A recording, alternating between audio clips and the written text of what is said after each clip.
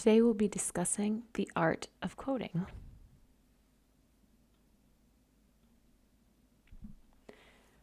Now, the first question you have to ask is, why do we use quotes?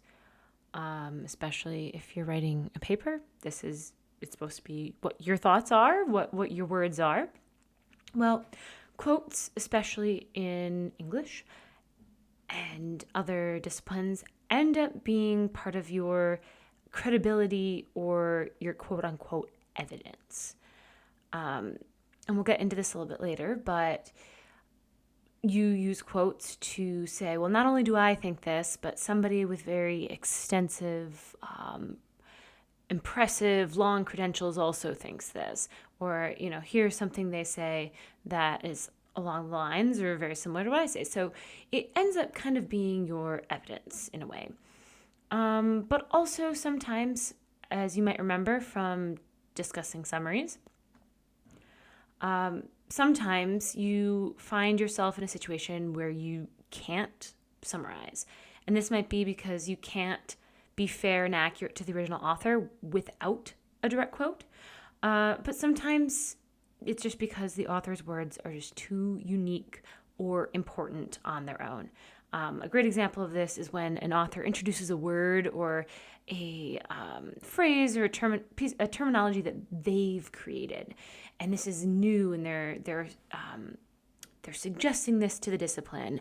That would be a really great example that specific word and that specific definition that they've created or developed is unique to them, and you might not be able to do it justice with a summary. So a lot of times we use direct quotes when we can't do the original source justice without a direct quote.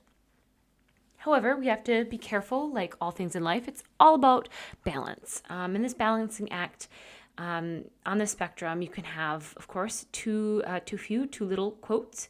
I don't like that the book suggests that this is out of laziness, that students choose not to go back and look up an author's original words. I don't think that is fair to students. Sometimes we just don't know when to use quotes or how to do so fairly, because as it happens, a lot of times we use quotes too many quotes, too many quotes. And that sometimes indicates an unfamiliarity with the text, is what our book suggests. But I think sometimes it's a hard decision to choose what quotes to use, because sometimes we have an author where we think everything they say is important, and so you try to use everything they say. So rather than kind of blaming laziness or inexperience or not reading the text, I think that it's a balancing act of sometimes we use too many quotes because we think this author has a lot of very important words. And we get told, okay, you got to use a lot less quotes, use your own words. And so then we start using less quotes, and sometimes we end up with not enough. And so it's kind of on the spectrum, this back and forth of finding the right balance between it's just the right amount of their information, their quotes, their words, and just the right amount of my words, my argument.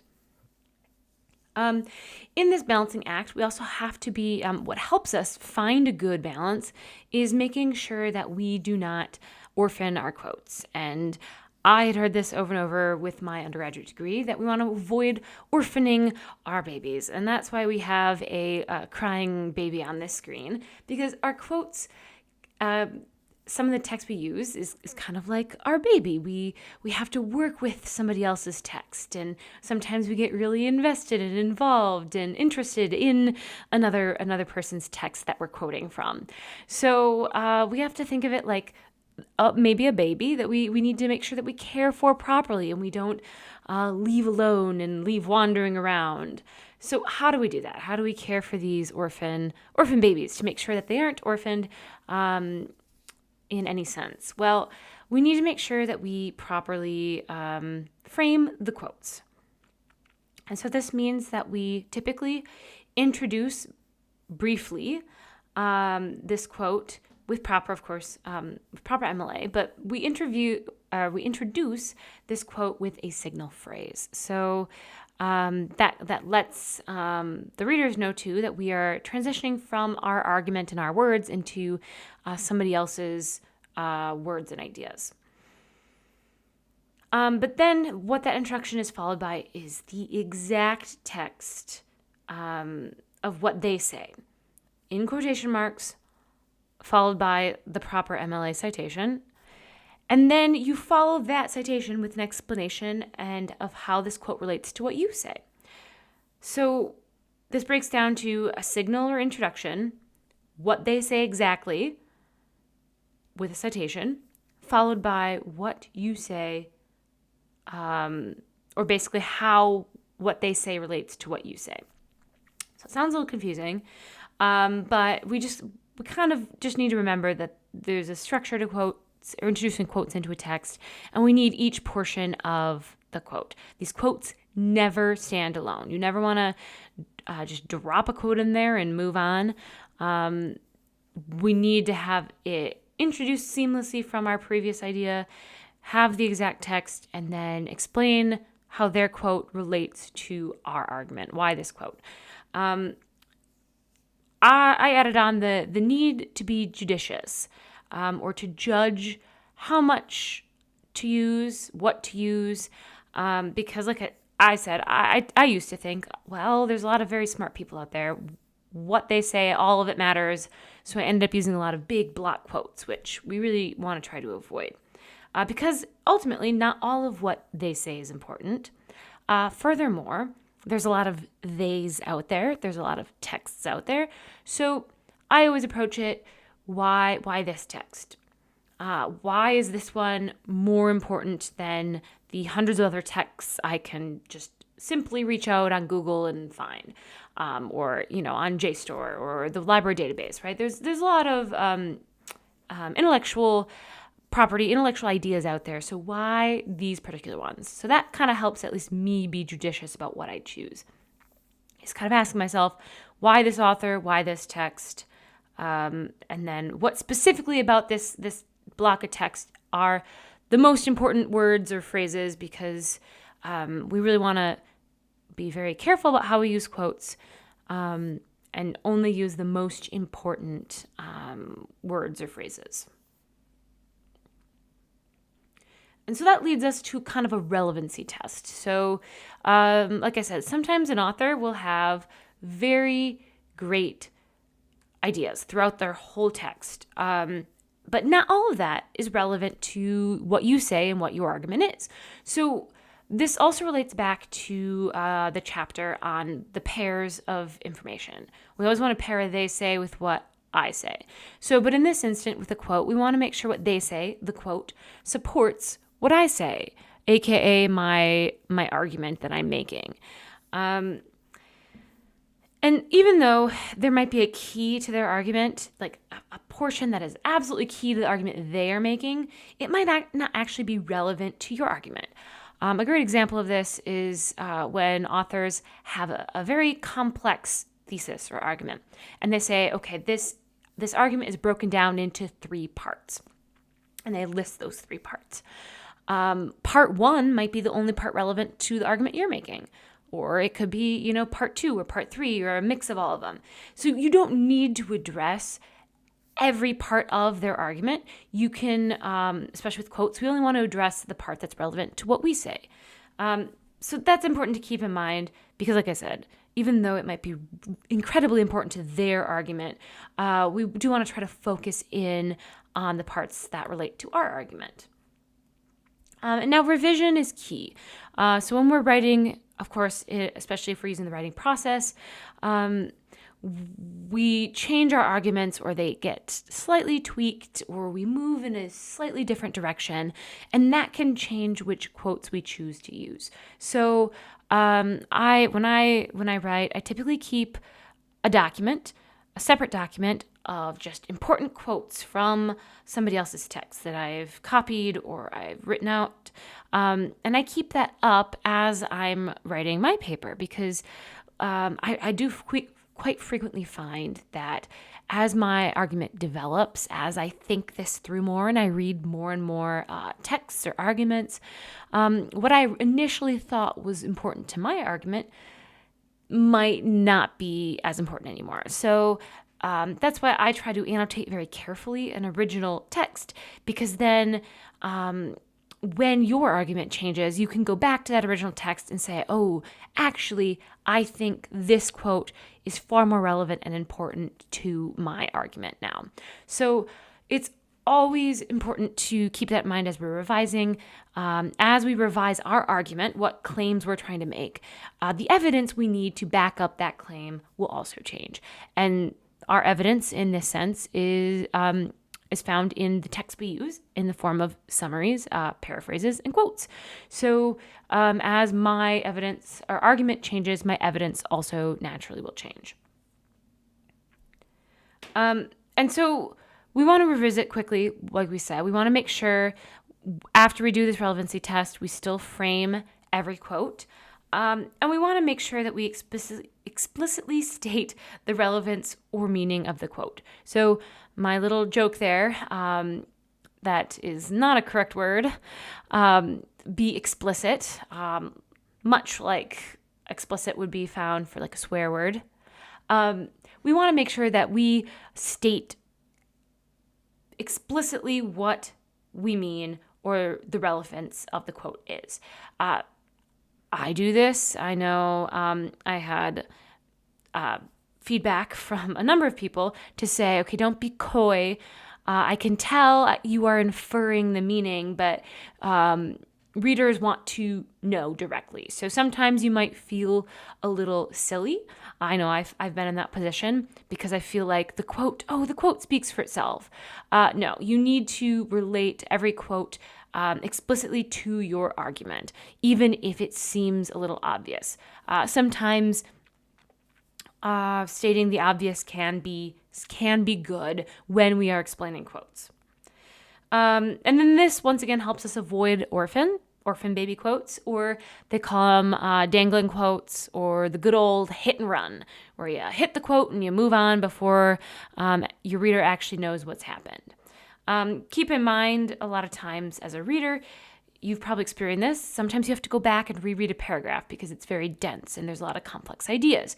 And so that's why being explicit and explaining the relevancy helps the reader break down complex information. So you're helping, once again, in that translation of your argument, but also the ideas of another author for your audience. And so any of these orphans, danglers, the hit and runs, is because they're missing a component of the quote. So they're probably missing either that introduction or that relevancy test at the end explaining how this quote is relevant to your argument. So we want to make sure that we aren't missing any of those components. So let's move into, our book gives a number of examples, but let's move into a example that is a little sad, if you will. So I will just read the paragraph on the screen. Richard Druskin writes a lot about music. There's stress in the industry that, quote, the nice thing about an ism, someone once observed, is how quickly it becomes a wasism. Some musical wasisms, academic wasism, for example, and its dependent varieties of modern wasm and serial wasm continue to linger on artificial life support, though, and continue to threaten the increasingly fragile classical ecosystem. I agree that isms turn to wasisms. He also points out that yada, yada, yada. All right, so what is wrong with this paragraph? Well, for starters, who's Richard Druskin? Now, I know this. Some people in the music, in academia, in music, will probably know this, but Richard Druskin is one of the most preeminent scholars on music history. He wrote the Oxford History of Western Music, which is basically one of the textbooks worldwide that they use to teach music. He has done very comprehensive studies of almost every single aspect of music history. Basically, he started at the beginning and was like, all right, I'm just going to systematically categorize the music, the composers, the famous performers, and we're just going to move from the beginning of music all the way to the present slowly and methodically. So he writes an incredible amount about music and categorizes these trends. He is a very dry, very dense, very smart man. But in this quote, this paragraph, I did not explain that in any way, that he is one of the people to talk about music. Like, if we're talking about music, Taruskin would be your go-to. And that's important. Furthermore, I don't indicate that these words are his. So I just go right into the quote after I introduce it with a phrase. And furthermore, when I say there's stress in the industry, in what industry? In the music industry? In like popular music, like records, Hollywood, Nashville?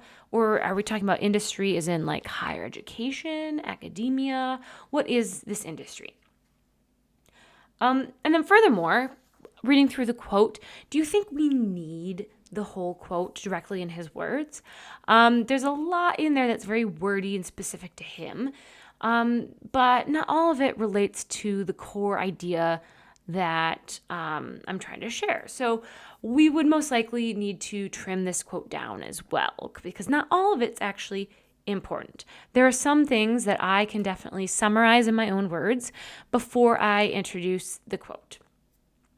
We're also missing a citation. Where does this quote come from? What page number? We know the author, but what page am I referencing? What source? And then how does this connect at all to the argument I'm trying to make?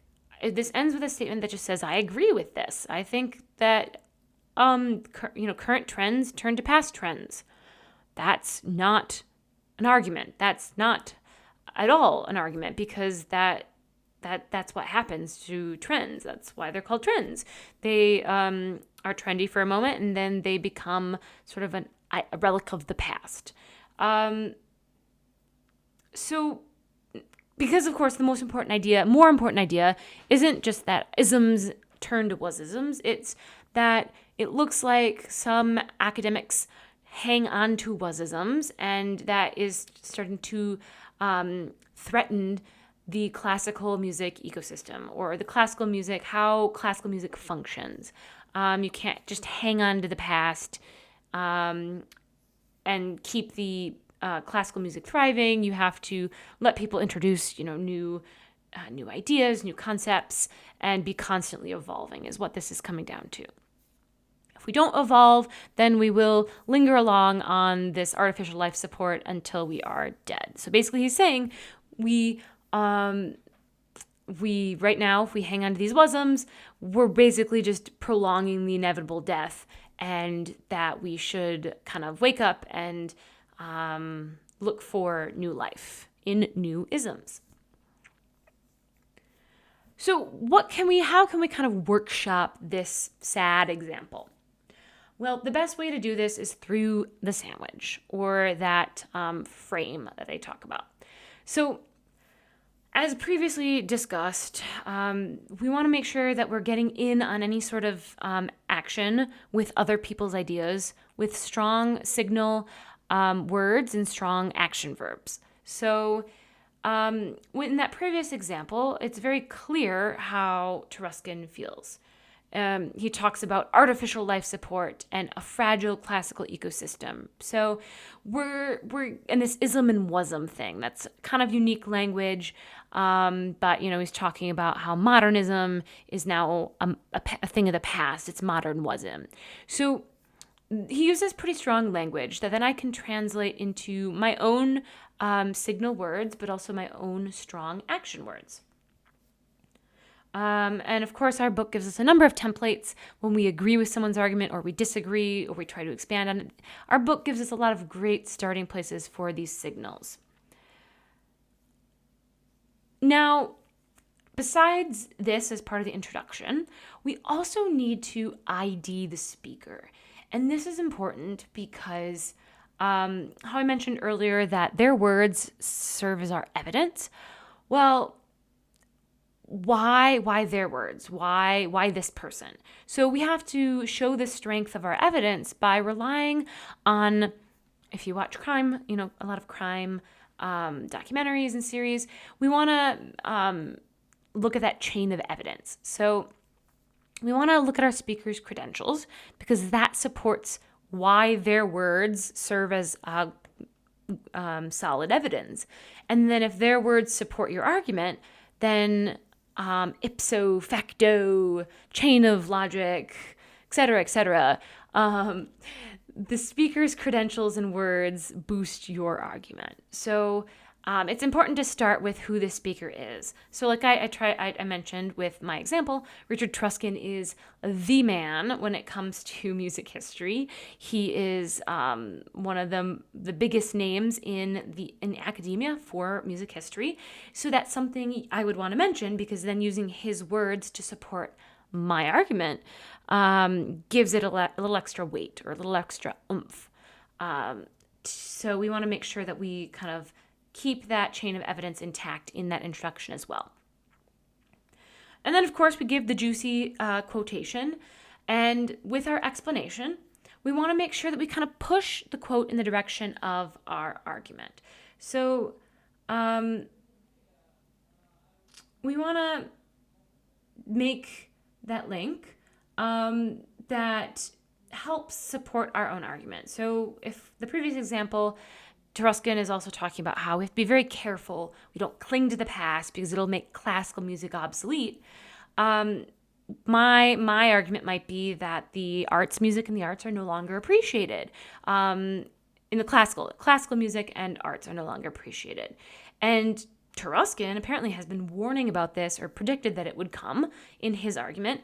Therefore, what I say about how the arts no longer being appreciated is backed by one of the biggest music historians to live. So that gives my argument further weight that this is something people predicted would happen, and I'm arguing it has happened. Now, one of the questions the book asks you is, can you over-explain a quote?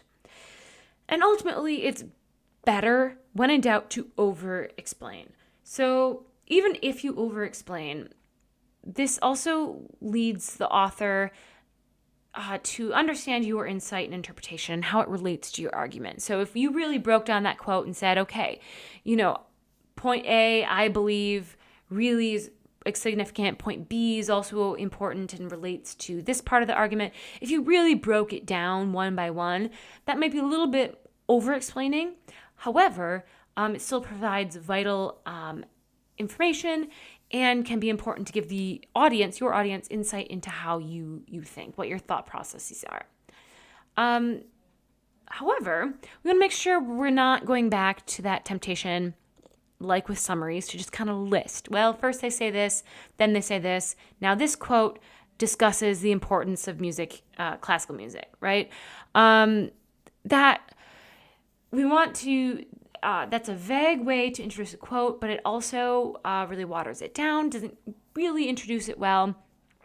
So we want to make sure that we keep our introduction or our sandwich with that strong introduction of who's speaking, why they're important, intact. There's a temptation to just say, well, Truscott says, and then introduce the quote. However, we've talked about those strong signal and action words that we can use to give the reader an idea of where we're headed. So we always want to making sure, even from the introduction, that we're thinking of this quote in relation to our explanation. So even from the introduction, from the beginning, through the quote, to where we actually explain it, we're very clearly projecting where we're going to go. So a great example then, why don't we take our sad example and turn it into a happy, or an example that kind of exemplifies this? So my argument, and I state this so it gives the paragraph some context, This is in response to why classical music seems to go unappreciated in the 21st century. And we have our new paragraph.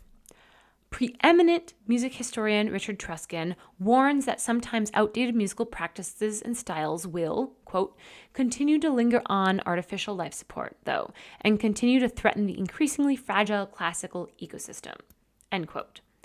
Truscott's point is that in both thought processes and styles, isms, such as minimalism and modernism, can fade almost instantly into was-isms, or outdated practice.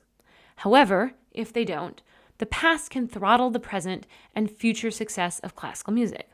This is already supported by a decrease in appreciation for classical music in concert attendance and funding for the arts. So, how is this paragraph different? Well, in our introduction, we start with contextualizing who Richard Truscott is. He is the preeminent music historian. So we know he's a music historian, but what kind is he? He's the best of the best. What does he do? Well, we use a very strong signal and action word that he warns, right? Instead of he says, he warns. This is, lets your reader know, not only Truscott's point of view, but also my translation of Truscott's point of view. I'm being fair and honest to his original quote, but I'm using a very strong word that is also one of our suggested template words from our book, that he warns that these practices and styles will, and then I introduce a very modified or shortened version of the quote, followed by a page number. Now, I contextualize that a little further because there was a big chunk of text that I wanted to bring up. I like that thing about the isms and the was-isms. But once again, I still say Truscott's point is. That's also a template we use from the book. And it lets you know that this is still his kind of ideas. And this is a summary of the rest of that quote. And